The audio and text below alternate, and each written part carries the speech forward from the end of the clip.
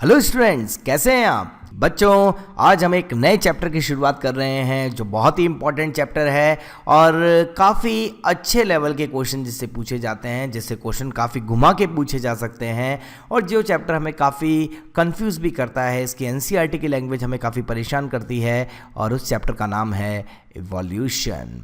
हम बात करेंगे इस चैप्टर की जिसका नाम है इवोल्यूशन। चलिए सबसे पहले शुरुआत करते हैं। What is the mean of evolution. Evolution means, evolution के दो मीन्स हैं। सबसे पहला मीन तो है unfold the hidden possibilities. Hidden possibilities को अनफोल्ड करने का प्रोसेस, हिडन पॉसिबिलिटीज को अनफोल्ड करने का प्रोसेस जो होता है उसको बोला जाता है इवोल्यूशन।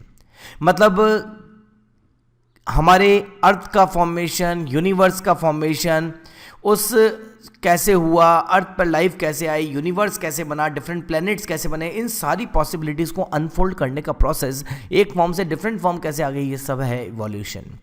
और एक और तरह से ज़्यादा अच्छा वर्ड यूज़ करें तो हम बोलेंगे change from one form to another.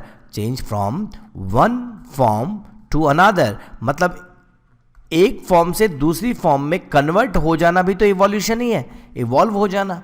अब ये एक फॉर्म से दूसरी फॉर्म बोलना जरूरी नहीं, तो हम बोल सकते हैं कि लेस एडवांस से मोर एडवांस हो जाना। लेकिन कुछ ऑर्गेनिज्म इवोल्यूशन में, कुछ फॉर्म्स इवोल्यूशन में मोर एडवांस से लेस डेवलप भी हो जाती हैं। तो change from one form to another is called evolution. तो unfold the hidden possibilities is called evolution and change from one form to another is also called evolution.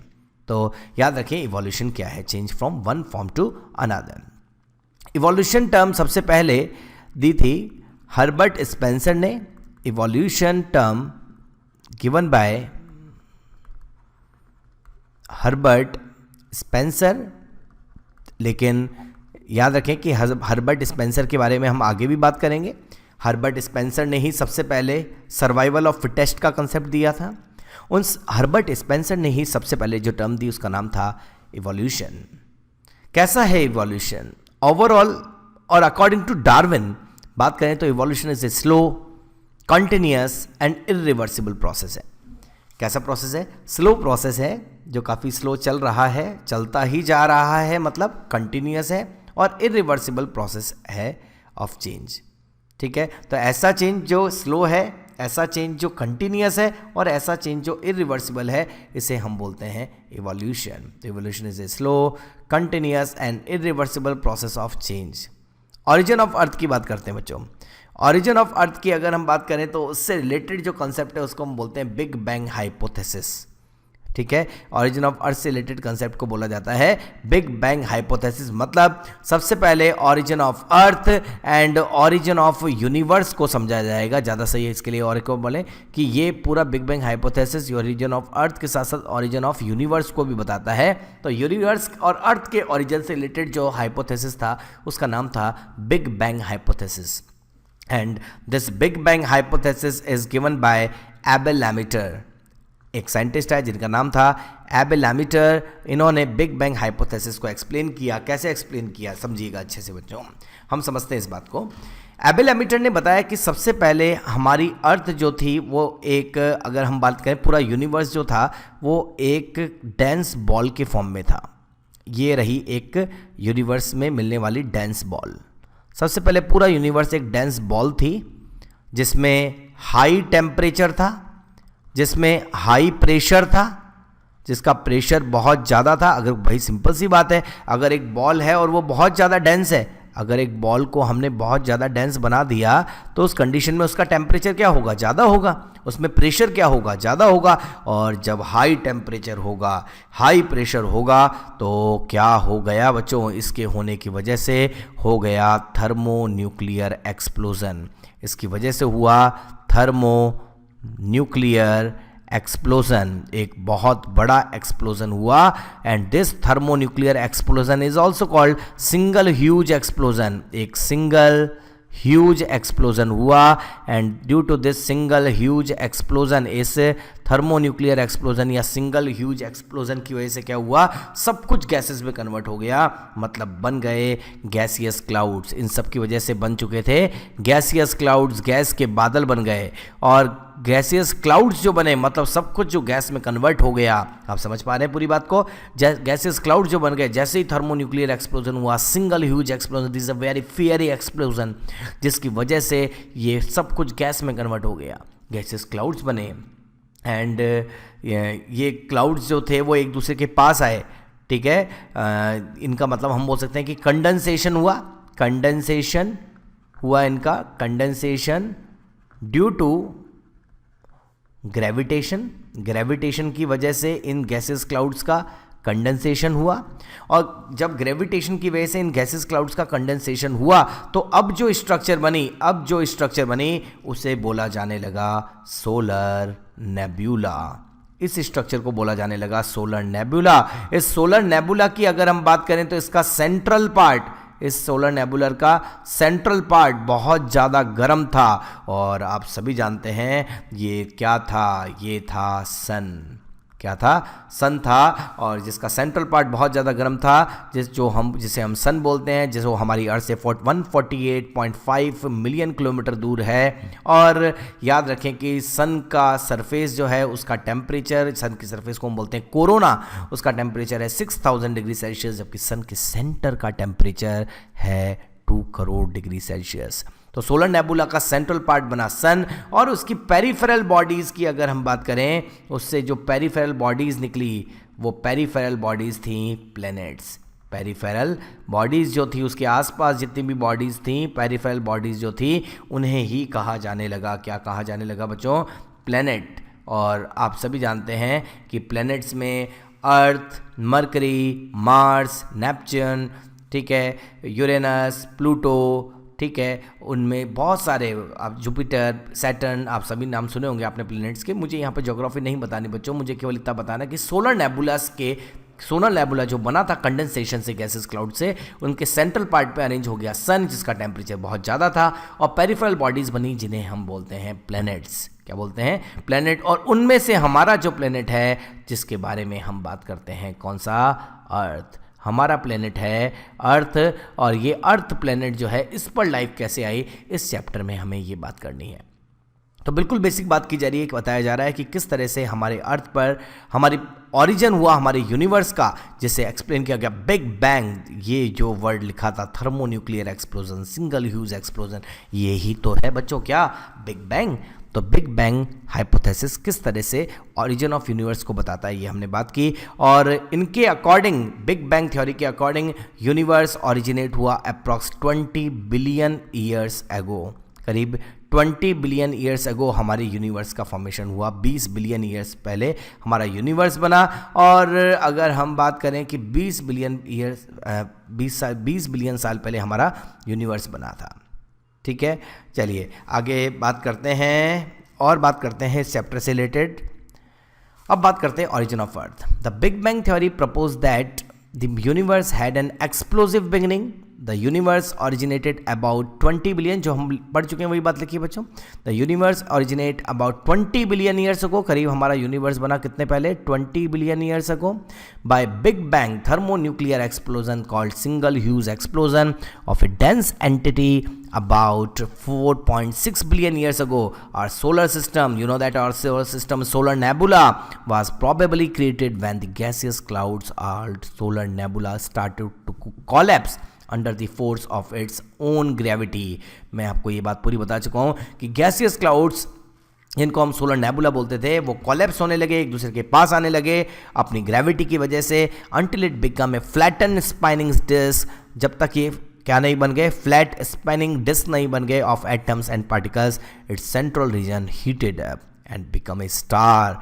ठीक है, और सेंट्रल रीजन क्या था? सन था। Earth is about 4.6 billion years old. हमारी अर्थ का formation हुआ है 4.6 बिलियन ईयर्स पहले, मतलब हमारा यूनिवर्स बना है 20 बिलियन ईयर्स पहले, और उस यूनिवर्स पर हमारी अर्थ का फॉर्मेशन हुआ है 4.6 बिलियन ईयर्स पहले। And the oldest rock that have persisted in recognizable form are about 3.8 billion years old. मतलब हमारी अर्थ पर जो रॉक मिली है सबसे पुरानी, वो करीब 3.8 बिलियन ईयर्स पुरानी है। For many years scientist believe that such ancient rocks did not contain any fossil. पहले माना जाता था फॉर मैनी ईयर्स साइंटिस्ट ये मानते थे कि वहाँ पर कोई भी लाइफ नहीं हुआ करती थी, but they knew that fossils were simply too small to be seen clearly without an electron microscope. The oldest microfossil discovered so far are that of cyanobacteria that appeared 3.3 to 3.5 billion years ago. मतलब हम मानते हैं कि हमारी अर्थ का origin तो 4.6 billion years हुआ, सबसे पुरानी रॉक जो हमें मिली है वो है 3.8 बिलियन ईयर्स अगो, उससे पुरानी रॉक हमें नहीं मिली है, लेकिन माना जाता था कि उस टाइम लाइफ नहीं थी, उनमें कोई भी फॉसिल हमें नहीं मिला है। लेकिन सबसे पुराना फॉसिल जो मिला है वो है फॉसिल एक साइनोबैक्टीरिया का, ब्लू ग्रीन एल्गी का, और ये साइनोबैक्टीरिया या ब्लू ग्रीन एल्गी जो है ये करीब 3.3 टू 3.5 बिलियन ईयर्स अगो इसका फॉसिल मिला है। तो याद रखें इतना पुराना फॉसिल हमें मिला है। सबसे पहले किसी लाइफ का वो है माइक्रोफॉसिल ऑफ साइनोबैक्टीरिया। आपको एक बात और इम्पॉर्टेंट बात जो है वो यहाँ पर बता देते हैं। क्या बात की basic unit of evolution. What is the basic unit of evolution? Evolution की बेसिक यूनिट होती है बच्चों पॉपुलेशन। हम आगे पढ़ेंगे natural selection. Basic unit of natural selection is individual, क्योंकि हमेशा नेचुरल सिलेक्शन तो इंडिविजुअल का होता है, लेकिन इवोल्यूशन एक पॉपुलेशन का होता है। The basic unit of evolution is population, क्योंकि एक पॉपुलेशन होगी तो ही उनमें चेंजेस होने के चांसेस होंगे। तो basic unit of evolution is a population. अच्छे से याद रखें इस बात को। तो बच्चों सबसे पहले हमने इवोल्यूशन चैप्टर स्टार्ट कर दिया है हमारा, और बहुत इंपॉर्टेंट चैप्टर है, और इसके अंदर कुछ कंसेप्ट ऐसे होते हैं जो हमें थोड़ा परेशान करते हैं, इसलिए इसको हम थोड़ा सा आराम से लेंगे, थोड़ा सा डिटेल में लेंगे, और एटीपी पूरी कोशिश करेगा कि आपके लिए ये चैप्टर आगे से काफ़ी ईजी चैप्टर में आए। ठीक है, तो उसमें सबसे पहले हमने इवोल्यूशन क्या है ये बताया गया, origin of universe and origin of earth से रिलेटेड एक हाइपोथेसिस, बिग बैंग हाइपोथेसिस जो एबल लैमिटर ने और बाद में केंट ने एक्सप्लेन किया, उसकी हमने बात की। और इस पूरी बात को पढ़ने के बाद हमें पता चला कि हमारा यूनिवर्स 20 बिलियन ईयर पुराना है, हमारी अर्थ करीब 4.6 बिलियन पुरानी है, और पहला माइक्रोफॉसिल जो हमें मिला है एंशिएंट रॉक से वो है साइनोबैक्टीरिया का माइक्रोफॉसिल जो है करीब 3.3 टू 3.5 बिलियन ईयर्स पुराना। और पता चला है कि बेसिक यूनिट ऑफ इवोल्यूशन क्या है? पॉपुलेशन। यहाँ तक की बात होने के बाद अब हमें ये बात पता लगी कि हमारा यूनिवर्स कैसे बना। हमें ये भी बात पता चल गई कि यूनिवर्स पर हमारी अर्थ कैसे आई, और अर्थ बनने के बाद उस अर्थ पर लाइफ जो है उसके ओरिजिनेशन से रिलेटेड डिफरेंट कंसेप्ट हमारे सामने अब तक आए हैं। तो चलिए बात करते हैं theories on the origin of life, मतलब हमारी अर्थ पर लाइफ किस तरह से ओरिजिनेट हुई हैं उससे रिलेटेड थ्योरीज की बात करते हैं। और उसमें भी हम सबसे पहले बात करेंगे थ्योरी ऑफ स्पेशल क्रिएशन।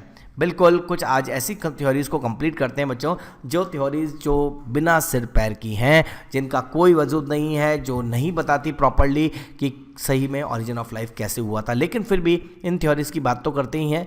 पहली थ्योरी थी theory of special creation. Special creation इस थ्योरी के अकॉर्डिंग, पहले सुन लीजिए बात को, इस थ्योरी के अकॉर्डिंग स्पेशल क्रिएशन का कंसेप्ट ये था कि सब कुछ फादर स्वारेज ने बताया कि सब कुछ गॉड ने बनाया 6 डेज में, सब कुछ गॉड ने 6 डेज के अंदर बनाया। फर्स्ट मैन बनाया एडम, फर्स्ट लेडी बनाई ईव, और सब कुछ गॉड ने बनाया। और 4000 साल पुराने ही है हमारी अर्थ, ज़्यादा पुरानी नहीं है हमारी अर्थ, केवल 4000 ईयर ओल्ड है।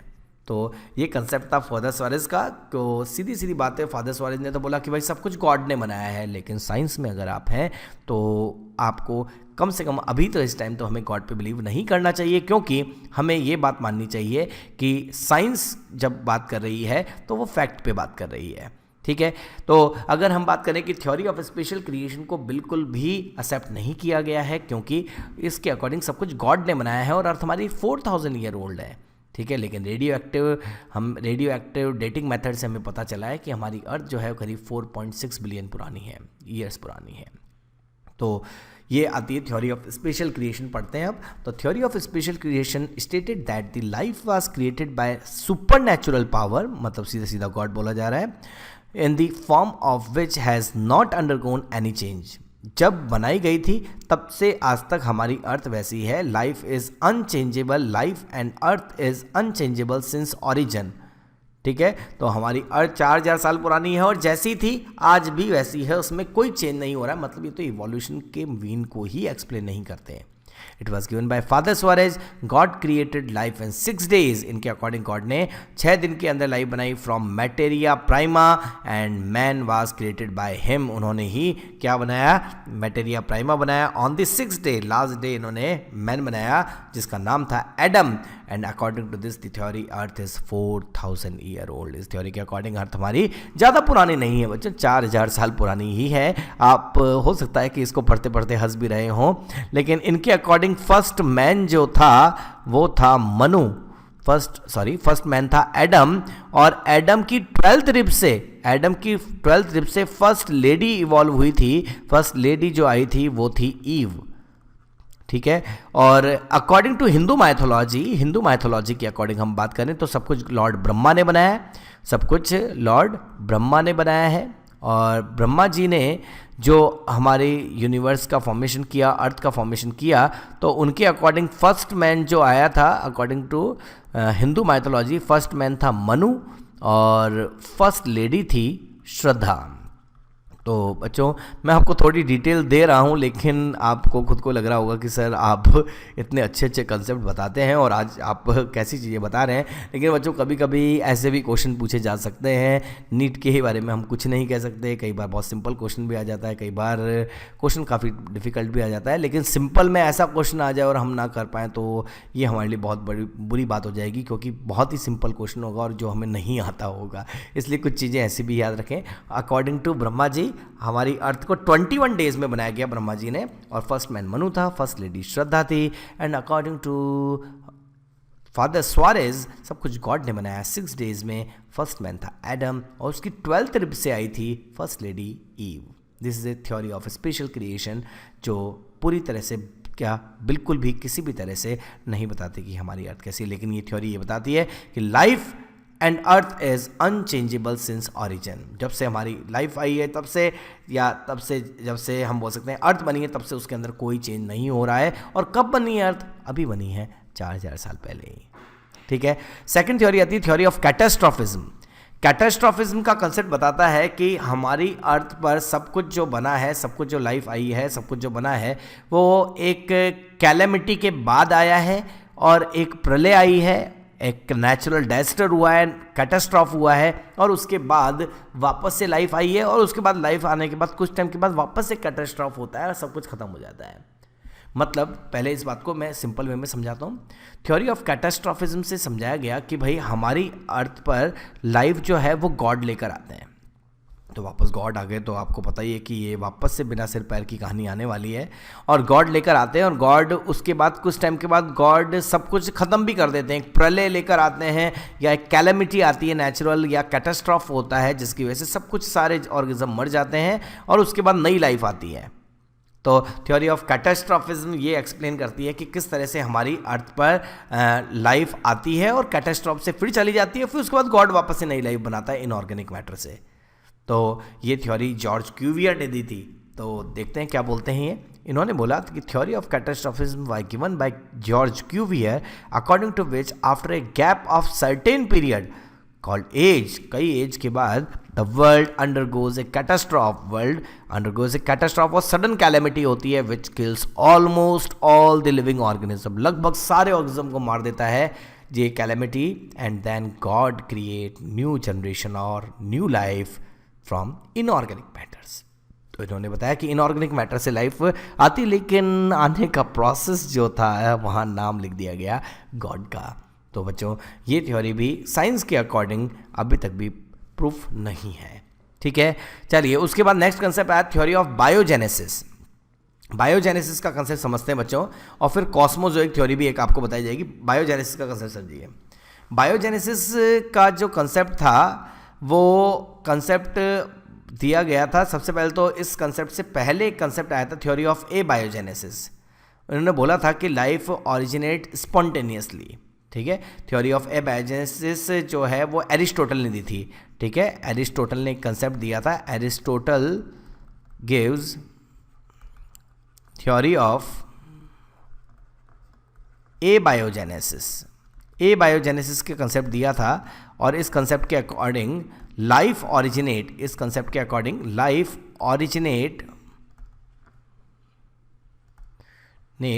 spontaneously from non living matter. समझिएगा बच्चों, मतलब एरिस्टोटल ने इस थ्योरी को सपोर्ट किया। एरिस्टोटल के साथ थेल्स, एनेक्सिमेंडर और भी साइंटिस्ट थे, उन साइंटिस्ट के ग्रुप ने इस थ्योरी को सपोर्ट किया और थ्योरी को बोला गया स्पॉन्टेनियस जनरेशन और एबायोजेनेसिस। इस थ्योरी के according life originate spontaneously from non living matter, मतलब इस थ्योरी के अकॉर्डिंग हमारी लाइफ जो है वो स्पॉन्टेनियसली इवॉल्व हुई है, नॉन लिविंग मैटर से आती है।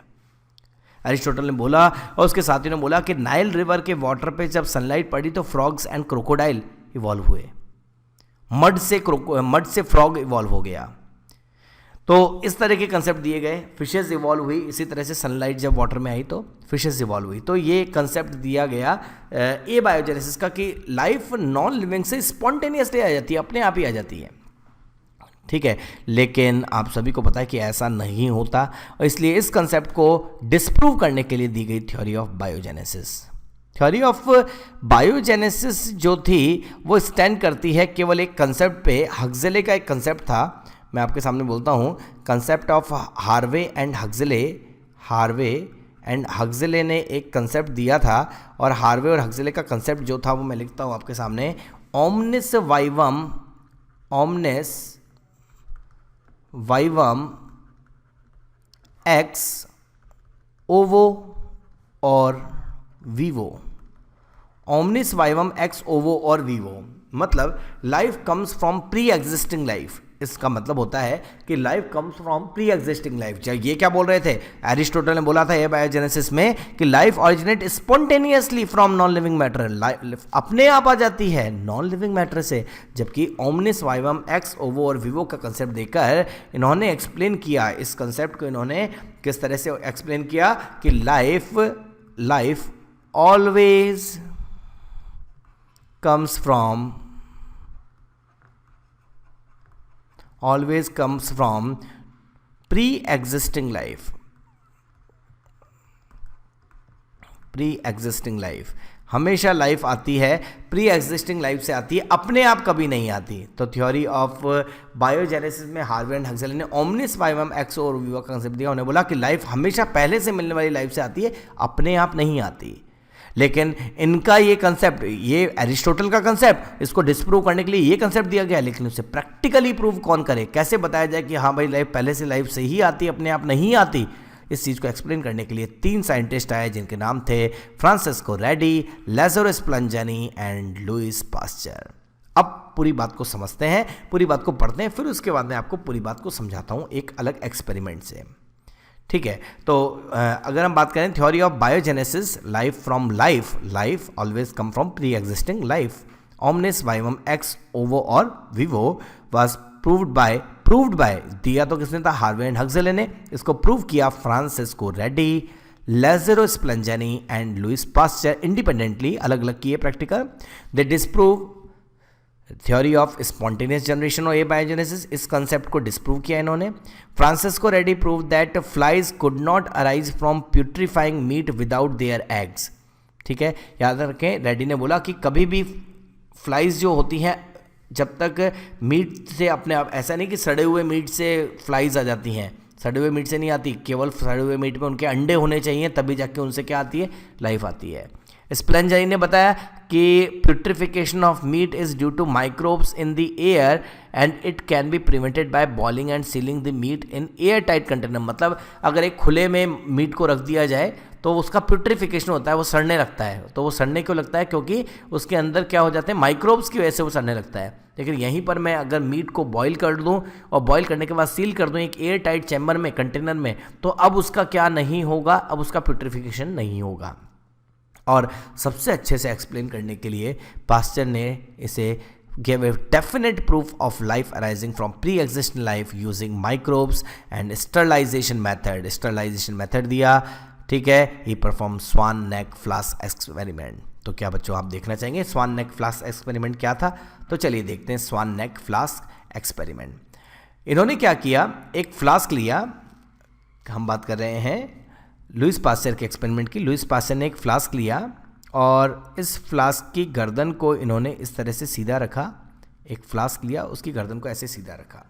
ठीक है। और उस फ्लास्क के अंदर उन्होंने यीस्ट एंड शुगर का सॉल्यूशन डाल दिया। इसके अंदर इन्होंने एक सॉल्यूशन डाल दिया और ये है यीस्ट प्लस शुगर सॉल्यूशन। इसको इन्होंने बोला ये है यीस्ट प्लस शुगर सॉल्यूशन। और यीस्ट और शुगर सॉल्यूशन को इन्होंने क्या कर लिया, बॉयल भी कर लिया बच्चों। यीस्ट और शुगर के सॉल्यूशन को इन्होंने बॉयल भी कर लिया। बॉयल करने से ये कंफर्म कर लिया कि अगर बाई चांस इसमें लाइफ है भी तो इसको लाइफ को क्या कर दिया जाए, इस लाइफ को मार दिया जाए बाई चांस। तो यीस्ट और शुगर का सॉल्यूशन लिया और सॉल्यूशन को बॉयल कर दिया, ठीक है, बॉयल कर रहे हैं, ठीक है। और बॉयल करने के बाद इन्होंने इस फ्लास्क को ऐसे लिया, एक और फ्लास्क लिया इन्होंने। और अब की बार क्या किया, इस फ्लास्क को जब इन्होंने लिया तो इसकी नेक को ऐसे मोल्ड कर दिया। इस फ्लास्क की नेक को इस तरह से मोल्ड कर दिया गया, ऐसे मोड़ दिया, फ्लास्क की नेक को ऐसे मोड़ दिया, ठीक है। और इसमें भी इन्होंने सॉल्यूशन तो वही लिया, इसमें भी इन्होंने वही लिया, yeast and sugar solution, yeast plus sugar solution. और इसको भी इन्होंने क्या कर लिया, बॉयल कर लिया, ठीक है। दोनों को इन्होंने क्या कर लिया, बॉयल कर लिया। और दोनों को बॉयल करने के बाद छोड़ दिया गया। कुछ टाइम के बाद यहाँ पर इन्होंने देखा, आफ्टर सम डेज इस फ्लास्क को देखा गया और इस फ्लास्क को देखा गया। ये फ्लास्क की गर्दन को मोड़ दिया गया था और स्वान नेक बना दिया गया था, ठीक है, हंस की गर्दन जैसा बना दिया गया था। और कुछ टाइम के बाद इन्होंने देखा कि माइक्रोब्स जो थे, कुछ टाइम के बाद इन्होंने देखा कि जो माइक्रोब्स थे वो माइक्रोब्स यहाँ पर प्रेजेंट थे। कुछ टाइम बाद इन्होंने देखा कि यहाँ पर मॉस्किटो का लार्वा आ गया था, sorry honey bee house fly का लार्वा आ गया था, जिसको बोलते हैं मैगट। तो यहाँ पर लाइफ आ गई थी। क्यों आ गई थी लाइफ? क्योंकि यहाँ पर बाहर से एयर सीधी ही एंटर कर सकती थी। जब सीधी एयर आ सकती थी तो एयर के साथ हाउस फ्लाई आई, हाउस फ्लाई ने अपने एग्स दिए और एग से निकला उनका लार्वा। यीस्ट और शुगर के सॉल्यूशन में उनका लार्वा देखने को मिला। लेकिन ये जो फ्लास्क था इसकी गर्दन को मोड़ दिया गया था, तो उस कंडीशन में इन्हें मैगट लार्वा के कुछ पार्ट इन्हें इस जगह देखने को मिले। इस जगह मैगट प्रेजेंट था, लेकिन यहां मैगट प्रेजेंट नहीं था, इस प्लेस पर मैगट नहीं था। तो उससे एक बात क्लियर हो गई कि यहां पर मैगट अंदर क्यों नहीं आ पाया, क्योंकि एयर ही नहीं आ पाई। अगर एयर आ जाती तो एयर के साथ लाइफ भी आ जाती, इसका मतलब लाइफ अपने आप आती। तो जैसे इसमें आई है वैसे इसमें भी आ जानी चाहिए थी, इसमें क्यों नहीं आई? इससे क्लियर हो गया कि लाइफ हमेशा अपने आप नहीं आती, नॉन लिविंग मैटर से नहीं आती। Life always comes from pre existing life. और डिस्प्रूव कर दिया गया थ्योरी ऑफ एबायोजेनेसिस और spontaneous generation given by Aristotle, Thales, Anaximander, Plato. इन सब ने जो कंसेप्ट दिया था उसे डिस्प्रूव कर दिया गया थ्योरी ऑफ बायोजेनेसिस से, ठीक है बच्चों। उसके बाद कौन कौन सी थ्योरी पढ़ी हमने बात की theory of special creation, theory of catastrophism, abiogenesis का कंसेप्ट, ठीक है। और एक हमने बात की थ्योरी ऑफ बायोजेनेसिस जिसमें आपको स्वान नेक एक्सपेरिमेंट को एक्सप्लेन किया गया। और फाइनली एक थ्योरी की और बात कर लेते हैं जिसका नाम है कॉस्मोजोइक थ्योरी। कॉस्मोजोइक थ्योरी जिसको हम थ्योरी ऑफ पैनस्पर्मिया भी कहते हैं, जिसे रिचर्ड ने दिया, हेल्महोल्ट्ज ने दिया और एरेनियस जो थे उन्होंने सजेस्ट किया that life reach the earth from some heavenly body through meteoroid. मतलब इन्होंने बोला कि life present throughout the universe. उन्होंने बोला कि सारे यूनिवर्स में सब जगह लाइफ है और हमारी अर्थ पर लाइफ जो है वो किसी और प्लेनेट से या मैटेरॉइड से आई है। पैनस्पर्मिया का मतलब होता है primitive form of life as suggested by Arrhenius consisted of spore और सीड और sperms and microbes that existed throughout universe and produce different form of life on this earth. मतलब कुल मिला के आज भी हमें ये बात तो क्लियर नहीं है कि हमारे अलावा किसी और प्लेनेट पे लाइफ है या नहीं है। एलियंस की बात हम आज भी करते हैं, लेकिन उन पर अभी तक भी हमारे पास ऐसा कोई फैक्ट वाली बात नहीं है। लेकिन अगर हम बात करें कि इस थ्योरी के अकॉर्डिंग हमारी अर्थ पर लाइफ किसी और प्लेनेट से स्पोर के फॉर्म में, सीड के फॉर्म में, स्पर्म के फॉर्म में आई है, ठीक है। इसका मतलब पूरे यूनिवर्स में लाइफ प्रेजेंट है और हमारी अर्थ पर लाइफ भी किसी और प्लेनेट से ही आई होगी या मैटेरॉइड से आई होगी। तो इस कंसेप्ट को रिचर्ड एंड हेल्महोल्ट्ज ने दिया और इसे सपोर्ट किया एरेनियस ने ठीक है। तो अगर हम बात करें पैनस्पर्मिया या कॉस्मोजोइक थ्योरी क्या है, इसकी हमने बात की। तो हमने लाइफ के ओरिजिनेशन से रिलेटेड बात की है। आज के लेक्चर में हमने चैप्टर शुरू किया इवोल्यूशन, बता गया व्हाट इज इवोल्यूशन। फिर हमने बात की ओरिजिन ऑफ अर्थ की, जिसमें हमने बिग बैंग हाइपोथेसिस से किस तरह से origin of earth, origin of universe को एक्सप्लेन किया गया है, ये बात की। बेसिक यूनिट ऑफ इवोल्यूशन कौन है, पॉपुलेशन। और उसके बाद हमने ओरिजिन ऑफ लाइफ की कुछ ऐसी थ्योरीज की बात की जो बहुत ज़्यादा इंपॉर्टेंट नहीं है, लेकिन एक बार उनकी बात करना जरूरी है, जिसमें हमने बात की थ्योरी ऑफ स्पेशल क्रिएशन की, हमने बात की साथ में थ्योरी ऑफ कैटास्ट्रोफिज्म की, साथ में हमने बात की थ्योरी ऑफ एबायोजेनेसिस, जिसको डिस्प्रूव किया गया by the theory of biogenesis, disprove किया Francesco Redi, Lazzaro Spallanzani and Louis Pasteur ने। और फाइनली हमने बात की कॉस्मोजोइक थ्योरी। लेकिन इतनी सारी थ्योरी को पढ़ने के बाद भी हमें कोई अच्छी थ्योरी नहीं मिली है, इसलिए सबसे परफेक्ट थ्योरी जो आने वाली है, जिसका नाम आपके सामने लिखा हुआ है, जिसको पढ़ना है बच्चों हमें, और वो है थ्योरी ऑफ एबायोजेनेसिस। ये थ्योरी हमें पढ़नी है बच्चों। ये हमें एबायोजेनिक और केमिकल इवोल्यूशन और ऑपेरिन हेल्डेन हाइपोथेसिस सबसे एक्सेप्टेड कंसेप्ट है origin of evolution, origin of life को एक्सप्लेन करने का ऑपेरिन और हेल्डेन के द्वारा दिया गया ऑपेरिन हेल्डेन हाइपोथेसिस, या एबायोजेनिक थ्योरी ऑफ इवोल्यूशन, या केमिकल इवोल्यूशन। तो चलिए नेक्स्ट लेक्चर में हम बात करेंगे इस बहुत ही इंपॉर्टेंट थ्योरी की, जिसका नाम है केमिकल इवोल्यूशन और ऑपेरिन हेल्डेन थ्योरी। आप जब तक इवोल्यूशन का चैप्टर जो स्टार्ट किया गया है उसके बारे में सारी बेसिक चीज़ें अच्छे से याद रखिए, हर एक चीज़ आगे काम में आने वाली है। अच्छे से पढ़ाई कीजिए। ETP के वीडियोज़ आपको काफ़ी पसंद आ रहे होंगे, और भी आपको कुछ सजेशंस चाहिए, कुछ और आपको हेल्प चाहिए, तो आपको हमारे ATP साइट पर आकर, ATP के ऐप पर आकर उन सब चीज़ों को सर्च कर सकते हैं। तो चलिए बच्चों, नेक्स्ट लेक्चर में कुछ और हेल्पफुल लेकर आएंगे। तब तक के लिए थैंक यू।